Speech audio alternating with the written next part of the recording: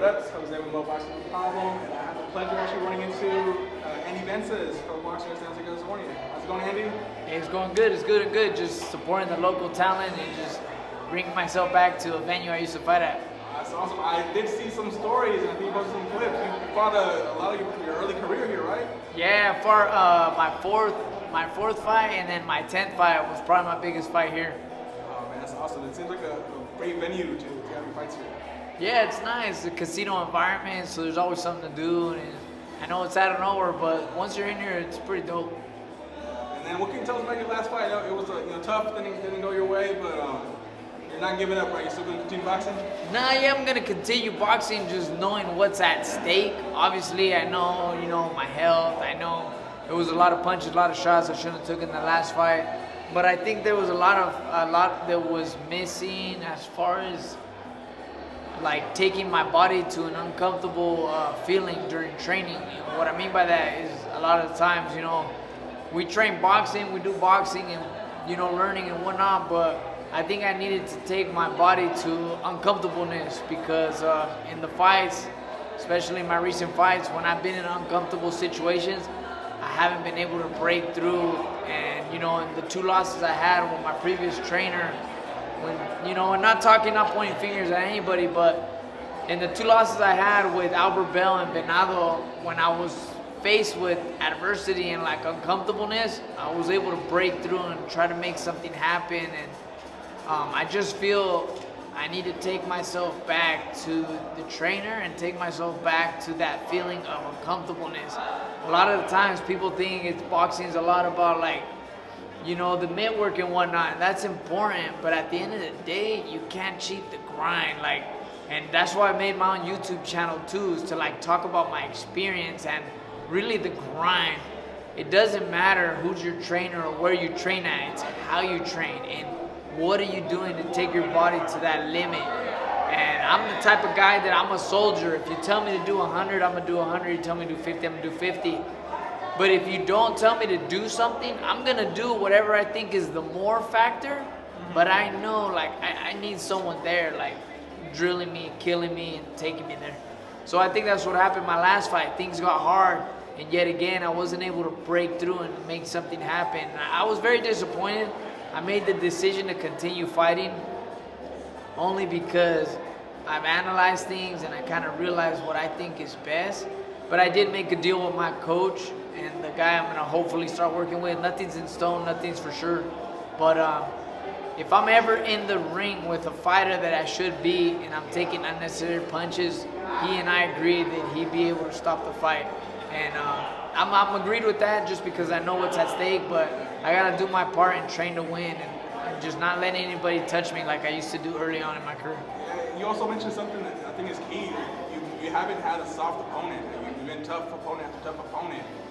Can we expect you with, quote unquote, maybe a tune-up? No, for sure. So look, with Albert Bell is undefeated guy, and then I fought Venado, who's now fighting for a world title against Warrington in December, and then obviously another undefeated John. I've never given myself a chance to come back the right way. So in boxing, that's how it works. You have to get a tune-up. You have to come back. So at the end of the day, I need to give myself a chance too and fucking come back the right way. And that's what I really want to do too. Not only take my body to extreme limits, but I want to come back the right way and then see what I can do. And will it be my last run? For sure, because I know what's at stake.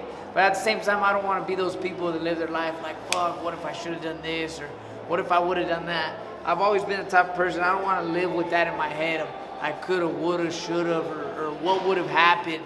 Nah, I just want to do this last run the right way and just fucking just go for it. A lot of people thought I was crazy. A lot of people think yeah, bro, this guy doesn't know when to stop. But it's not that. I just want to do things the right way. And I've analyzed the situation. I know it's at risk, but it's boxing. At the end of the day, the fights are at risk. Whether you're fighting a tune-up or not, fuck, you get a chance of getting hit. And, it's a risk, bro. And speaking of tune-ups, tune-ups, they wake up for your name. They're like, I'm fighting this guy, and if I potentially beat him, it elevates me to where he's at. So you can't take. You say they're tune-ups, but you can't take them lightly either. No, fuck yeah, and that's another thing. That's another thing I've always done though. I've never taken a guy lightly. I just think I've needed the right person to take me into like the trenches, to deep work. But for sure, I've always thought the same way. Like, all it takes is one punch to change a fight. Doesn't matter who the guy is, you gotta train like it's your last. Like, my whole career, I've been more scared of the guy with 5 losses than the guy that's undefeated. Because I know the guy with 5 losses ain't got shit to lose. He's coming to win. So, and I think that's my situation too. I got 4 losses, but obviously I want to bring back my old self and what I do best. I'm a boxer and a puncher and a counter puncher. I need to stick to what I do. I know I'm trying to be this aggressive fighter, but that's not me. At the end of the day, my career from when I started with Paco Presents and Don Charger, my manager, from 1-0 to all the way even when I signed with Top Rank, I'm a boxer. I'm not this aggressive guy throwing punches like Maidana. Everyone has a style. I always tell people, like, Mayweather, he's a defensive fighter and he's a counter puncher. You can't make that guy Maidana, and you can't make Maidana fight like Mayweather. That's why there's styles in boxing, and I think I've been trying to do something that's not me. So I just want to do me and beat me this time around the right way, and obviously not overlook any opponent like I always have, but just literally, I need to get back to the grind, the uncomfortableness. So I'm gonna take a few steps back and just reevaluate. I've reevaluated it, but now I'm gonna take myself back and just do it. And also, when you were fighting, even before the fight, the commentators were saying which Andy's going to show up. We don't know. So I mean, it sounds like you like analyzed what went wrong in that fight, and now you could go back to the gym and fix those mistakes. Yeah, and then the commentators too. At the end of the fight, that's the thing. When I got hurt in the 8th round, I was hurt to the body. Nobody saw it. I played it off. I played a poker face, made it seem like it was a headbutt. Nobody even knows this. I haven't even told anybody this, but I was hurt to the body. I was about to take a knee, but I held on. Remember the referee was saying, break. I was like, fuck that. I need a couple moments to breathe again. And as soon as I got back, my head, I think it was the last 10 seconds, I was teeing off on the dude, and they were like, well, where was that the whole fight? But it's like, yo, bro, like, why don't you guys put yourself in the fucking ring, see what you do? And a lot of times, a lot of the people that are behind criticizing, they don't know what it takes, bro. Like, a lot of boxers, like, even these fights you guys are going to see tonight, like, some of these fighters are going to be faced with adversity. If they get through it, fuck, that's fucking awesome. And if they don't, hey, it's not, don't bash it, bro. Like, you don't know what happened. What if this fighter got sick before he made weight? How did he make weight? How did he train? Like, there's hella factors. A lot of people think a world champion is made just by being a world champion. Some world champions are made from losses, bro. Like, it happens in history. Like, it's all good. I have a strong mindset. I don't get bummed out. The only thing is I need myself to be on board and my wife. She's all down with it. I'm like, cool, that's all I need. And, speaking of kind of like the journey, man, let's talk about your YouTube channel.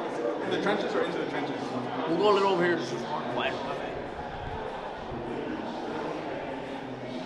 Oh yeah, my YouTube channel is called Into the Trenches. I'd appreciate any boxer coming up, anybody that's a fan of boxing, or anybody that just knows me and my career, anybody that doesn't know boxing.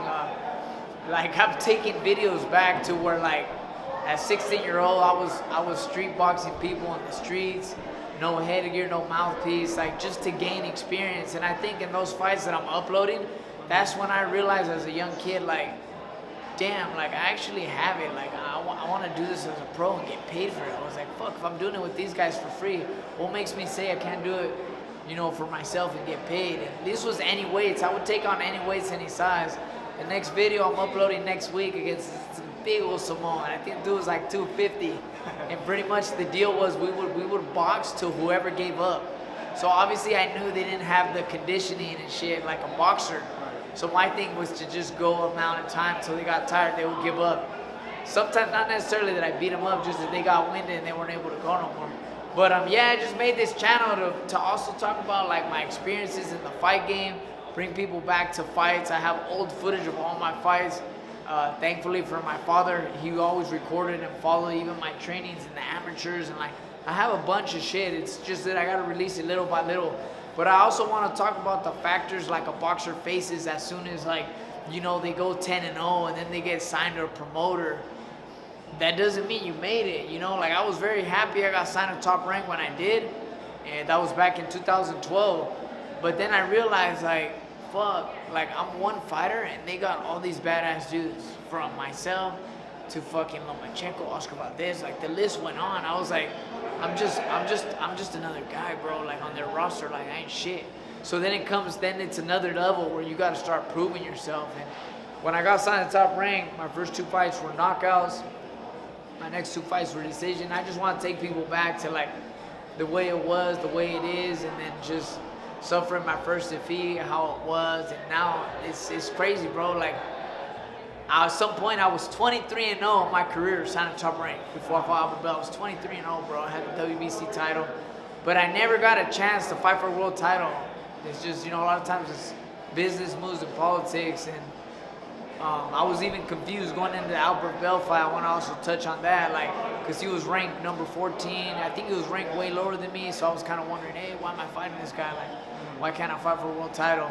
So they had promised me if winning that fight for a world title. So I said, say no more, and I fought him. But it's just, there's a lot of stuff that goes into this professional career, and it's more than just getting signed, bro. Top Rank signs a bunch of fucking fighters. Any promoter signs a bunch of fighters. That doesn't mean shit. Like, you really got to prove yourself to the world, and you're just another guy on that list until you make some big shit happen. And the advice I want to give to amateurs, actually, on my channel too, I'll make this one short. Get your experience as an amateur. Don't rush to be the fucking youngest ever or any bullshit. Nah, get your experience amateurly, internationally, tournament-wise. That's what the promoters look at when they sign you. They don't give a fuck about you being the youngest kid, signing on, all that shit, because in the long run, you're gonna get tested and you gotta be ready. Use your years of experience as an amateur. I was very fortunate to have a fucking blessed manager that strategically was able to work with Paco and Don Chargent and fucking bring me up. But other than that, I was screwed. So I was blessed with an angel. So that's my advice to everyone. It's just get your experience as an amateur. Fight as much as possible. Avoid going pro till you really fucking feel you have to. Well said. And then, Andy, the last question I have for you is on the main event. We have Alan Sanchez, another fighter also that's been up against tough competition and has losses. Went up against an undefeated fighter in Sal Bustos. What do you think about that fight? How's it going to play out? It's a hard fight. My previous trainer was talking about this fight, and he says it's a hard fight for Alan Sanchez. It should be a great fight. I've actually known Alan Sanchez. He was pro before I went pro. I believe he was like 8-0 at the time I was turning pro. So he had more years in the game. Alan Sanchez has been around. I've seen him. We fought on the same cards locally in Fairfield. When I started, we were fighting on the same cards. So I think right now, I've seen Alan Sanchez spar at my previous trainer's gym. He used to come down and get sparring.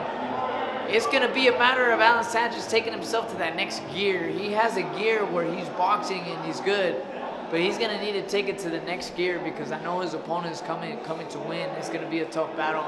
This is adversity right here. This is what I'm talking about. You're going to have to see and separate yourself if he wants to go for the next run. And this guy as well is going to have to show what's up. So it should be a great fight. It should be a good main event. Andy, thank you so much for your time. We'll let you get back and keep enjoying this Paco Vences cards. All right. Appreciate you guys and thank you. All right. Thanks so much, Andy.